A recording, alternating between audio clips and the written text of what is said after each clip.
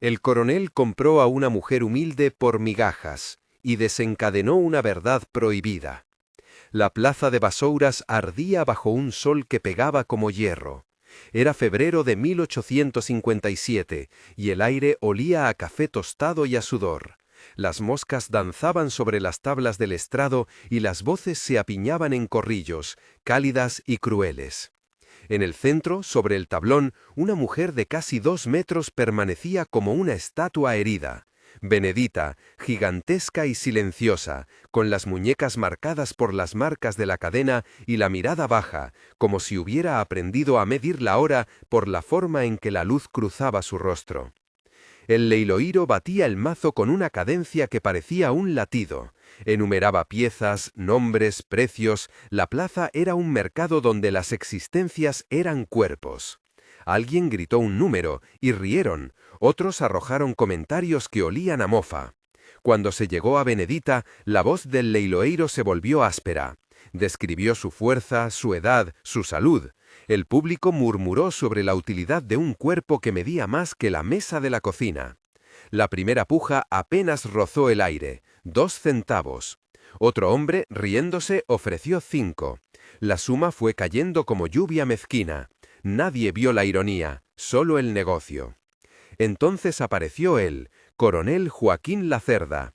No llevaba sable ni uniforme deslumbrante, su título era más bien un apelativo, heredado de tiempos en que comandar la milicia local había sido un honor o una solución. Había en su porte algo de cansancio y de aspereza, la piel bruñida por el sol y las manos marcadas por la tierra. Tenía más de 50 años y en los ojos se le leía la lucha de un hombre que había conocido pérdidas.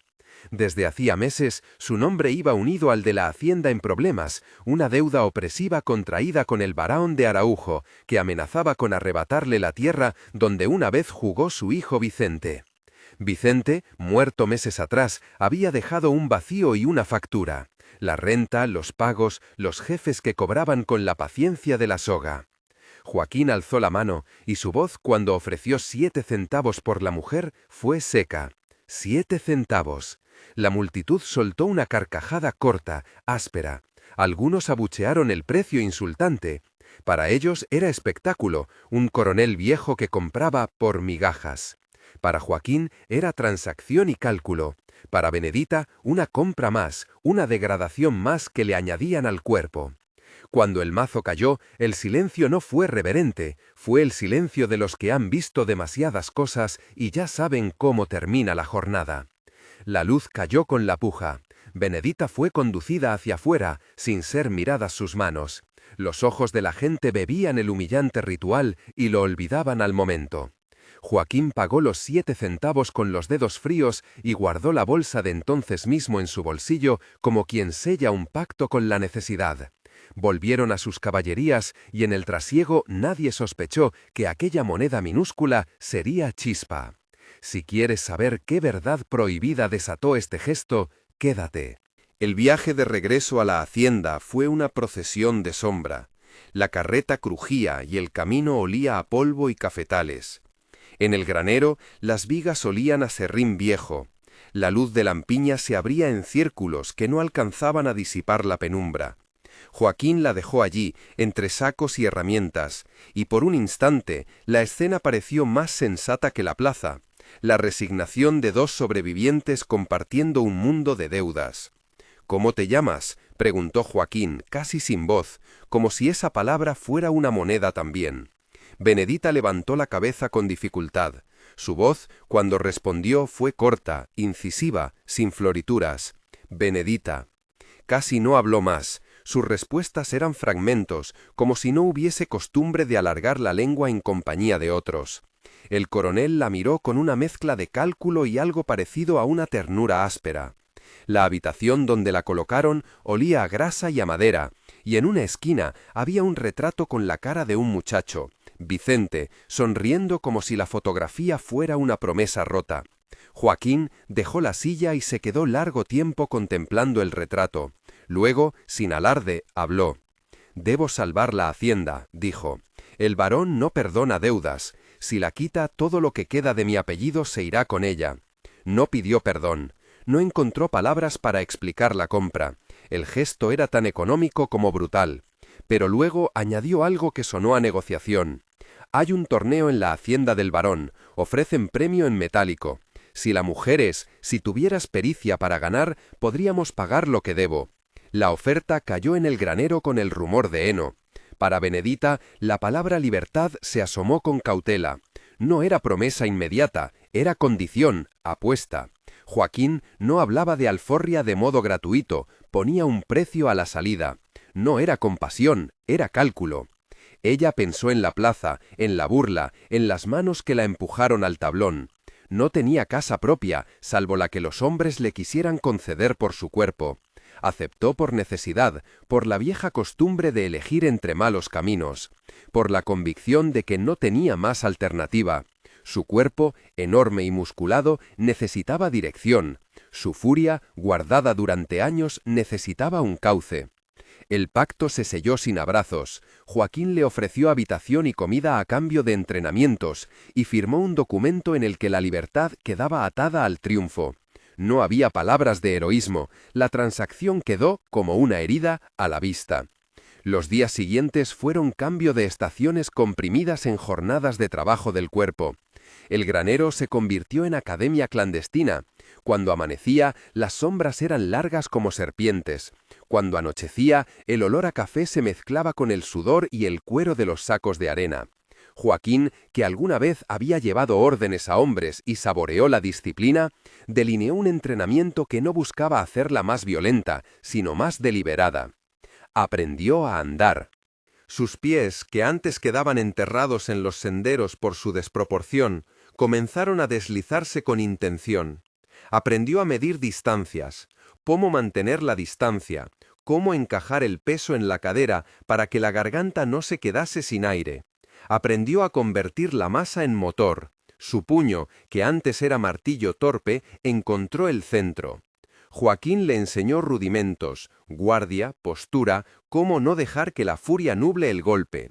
Le mostró objetivos y fallas. A veces la enseñó él mismo, tomando los guantes y recibiendo el impacto con una mezcla de orgullo y culpa. Las sesiones fueron largas y rocosas. Había sangre, sí, una sangre que era bruñida y cicatrizada. No hubo afectos suaves. En ocasiones, cuando la noche era más fría, Joaquín se encontraba contemplando las manos de Benedita como si fueran mapas. Ella, por su parte, no bajaba la guardia, lo necesitaba y lo desconfiaba. La relación se anudó en gestión de necesidad. Ella le debía la promesa de salir, él le debía el sacrificio de recuperar la hacienda. No hubo salvadorismo romántico, sino una alianza dura como la madera del granero. En reclamo, la gente del pueblo murmuraba. Eduarda de Araujo, la hija del barón, paseaba por la hacienda en seda y desdén. Tenía la curiosidad afilada de quien mira lo que considera inferior con interés caprichoso. «Es cierto que el coronel ha comprado una bestia», dijo a sus amigas en la sombra de una galería. El barón organizaba el torneo con rostro de benefactor y gusto por el espectáculo. Su plaza era pulcra, sus invitados bebían y apostaban, mientras los más pobres hacían fila para ver la degollina de la honra ajena. La preparación incluyó encuentros con hombres que Joaquín buscó para medir a Benedita. Fueron pruebas de fuego, un matarife con técnica sucia, un capoeirista ágil y luego un veterano soldado curtido que había visto combates de otro tipo. Cada duelo era una lección. En el primer encuentro, ella derribó al matarife con la fuerza bruta y aprendió que el peso puede ser una ventaja si va acompañada de intención. En el segundo, el capoeirista la esquivó con la danza circular. Ella descubrió la necesidad de anticipar y no solo ofender. En el tercero, el soldado le dejó marcas en las costillas y la enseñó a respirar entre golpes. Hubo una pelea de prueba donde casi todo quedó mal. Benedita fue derribada por un rival joven, un peso medio, que la sorprendió con una llave. Se golpeó con la tierra y sintió el frío de la noche en la piel, el metal de la vergüenza. Joaquín la ayudó a incorporarse, pero no la miró como quien consuela. Le habló de la previsión, de usar la altura para anular agarres, de cómo hacer que una caída no signifique derrota. Ella aprendía, pero no olvidaba la plaza, el estrado y las risas. Aprendió también a escoger cuándo dejarse golpearse, no por obedecer, sino por vivir para otro día. Los meses pasaron y su cuerpo cambió. No solo se definieron los músculos, sino que la confianza fue surgiendo, lenta y peligrosa. No fue una transformación de cuento, fue un recorte de dolor, de disciplina y de pequeños triunfos. Joaquín, por su parte, encontró que la presencia de Benedita irritaba su orgullo y suavizaba su culpa. A veces, en la penumbra, recordaba a Vicente como si el olor de la marea lo arrastrase. Otras veces, calculaba cómo dispuso cada pago con la misma precisión con que ella colocaba su mano sobre un saco para levantarse. Los dos se convirtieron, a su modo, en compañeros de un plan que ninguno de los dos había hecho por cariño. Llegó el día del torneo. La hacienda del Barón de Araujo se llenó de banderines y mesas. La música, enredada entre risas, parecía un velo que no alcanzaba a cubrir la amenaza. La plaza central estaba dispuesta para sangrar espectáculo. El ring era apenas un cuadrilátero improvisado con cuerdas y tablas que servían para sostener la concentración de la multitud. El Barón, con su talle rígido y su sonrisa meditada, presidía todo como si fuera un juez que repartiera favores. La primera pelea ante público fue una catarsis contenida. Cuando Benedita salió al centro, su figura se recortó contra la luz del sol como un monumento. La multitud silbó, el coro de burlas se alzó, muchos apostaron en su contra. Pero en el primer asalto, la fuerza cruda sorprendió. Derribó al adversario con un golpe que sonó más a advertencia que a celebración. La gente guardó silencio un instante y luego murmuró, desconcertada. En la segunda pelea, contra el capoeirista del pueblo, la técnica supo dulcificar la potencia. Esquivó, cerró, asfixió los movimientos de su enemigo hasta terminar con una llave que hizo caer al bailarín con un sonido seco. En cada combate, Benedita no buscaba la furia, buscaba la eficacia. El tercer encuentro la desgarró. Era un veterano que conocía la anatomía de las derrotas. Le propinó un golpe en las costillas que le dejó el aire ausente por un minuto entero. Cayó en la lona entre el lamento y el asombro de los espectadores. Joaquín escuchó el ruido de su cuerpo y creyó que se rompía algo de su propio orgullo. Fue la agonía de una caída que no era solo física. Fue la exhibición de la precariedad de su apuesta. Ella, sin embargo, se levantó a tiempo. La voluntad de sobrevivir se volvió músculo. La final fue convocada en la noche, cuando el aire estaba más espeso y las lámparas añadían un color denso a las figuras. El público se apiñó. Había apuestas que habían gastado semanas de salario.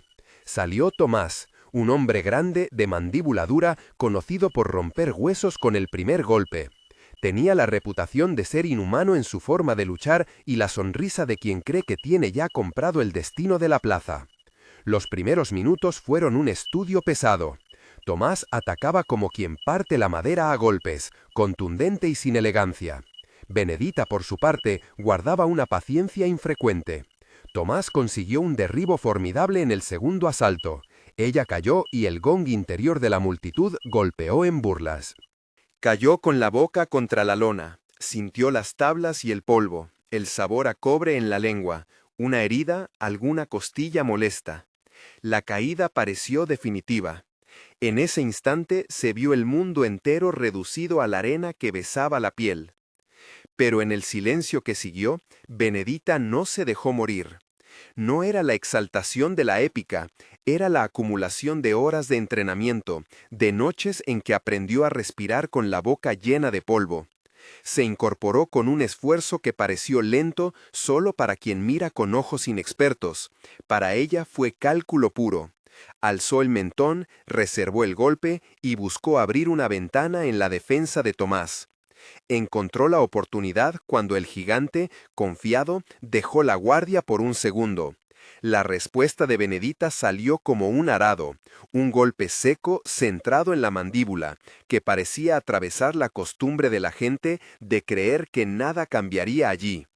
Tomás quedó quieto, la caída fue lenta, como una tarde que se desploma.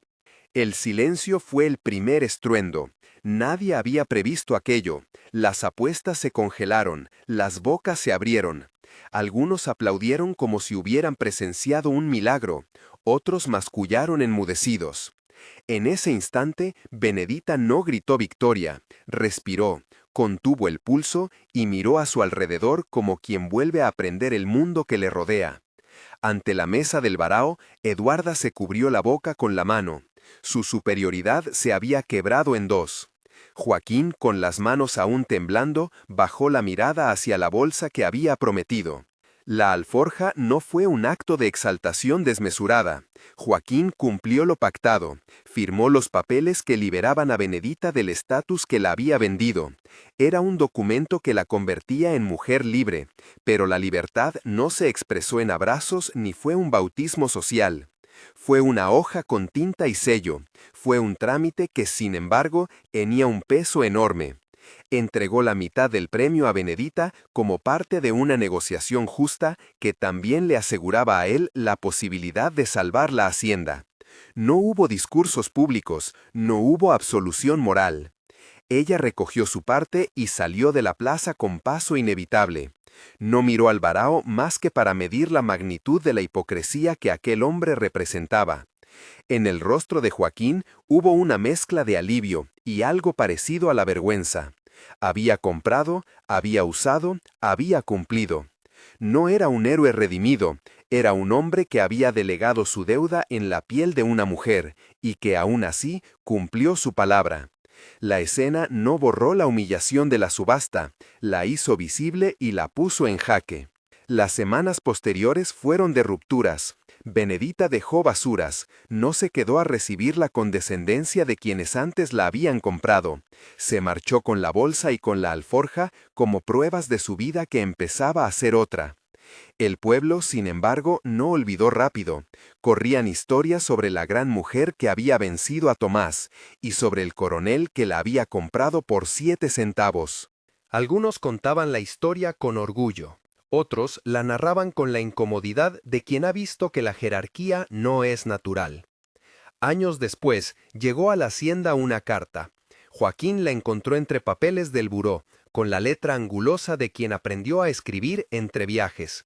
Era de Salvador, y cuando la abrió, la letra de Benedita se extendió en líneas firmes, sin vanidad, contaba que había utilizado el dinero para viajar y que, en Salvador, había abierto una escuela pequeña para niñas pobres.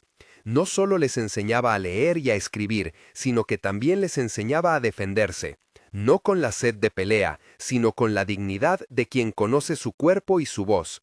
La carta describía mesas, lápices, caras infantiles que aprendían a nombrar el mundo y a negarse a ser mercancía. Benedita firmaba con su nombre y con la mención de algunas niñas que le sostenían la falda como si fuera un bastión.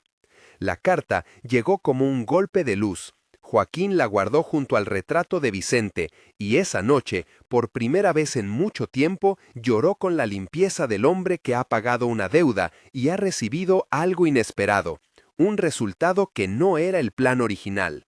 No era el orgullo del Salvador, era la sensación de haber sido parte de algo que desordenó el orden. En la letra de Benedita había una verdad que la sociedad de basuras nunca pronunciaría en voz alta. La jerarquía que mantenían no estaba escrita en la naturaleza, sino en los convenios de una plaza. Una mujer que habían vendido como si fuera mercancía se convirtió en creadora de oportunidades para otras. La verdad prohibida, por tanto, no fue un secreto conspirador ni una revelación mística. Fue una constatación incómoda.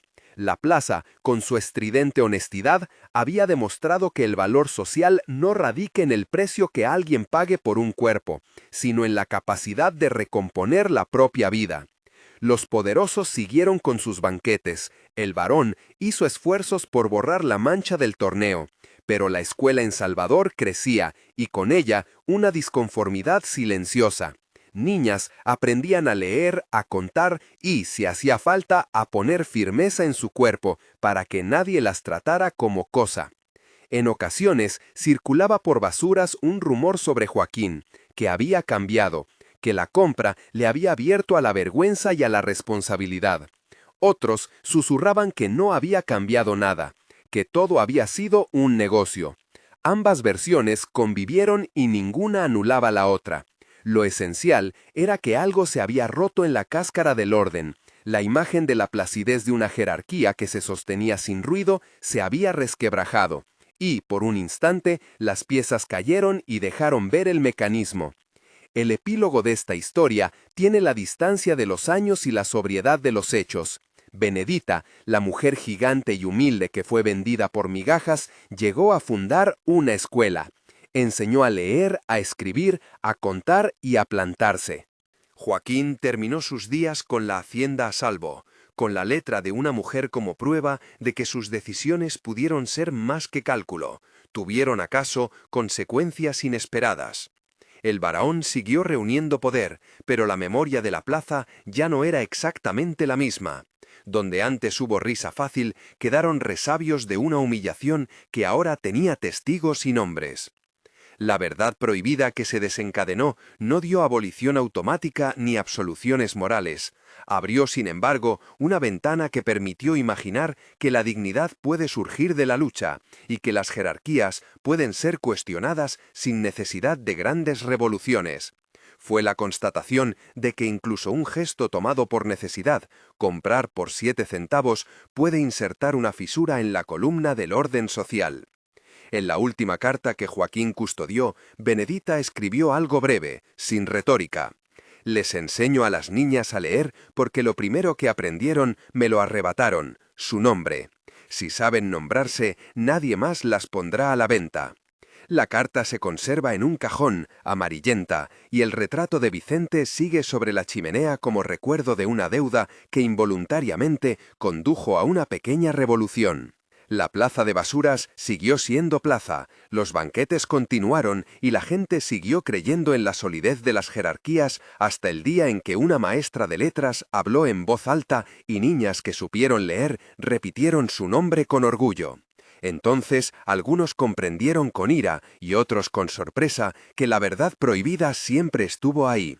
La libertad no se compra ni se vende, pero sí puede ser arrancada de las circunstancias por la constancia de quienes no aceptan un destino impuesto. Si esta historia te ha tocado y conoces relatos parecidos que rompen las normas aceptadas, compártela, coméntala. Ayuda a que otras voces, como la de Benedita, no queden sepultadas por la risa de una plaza.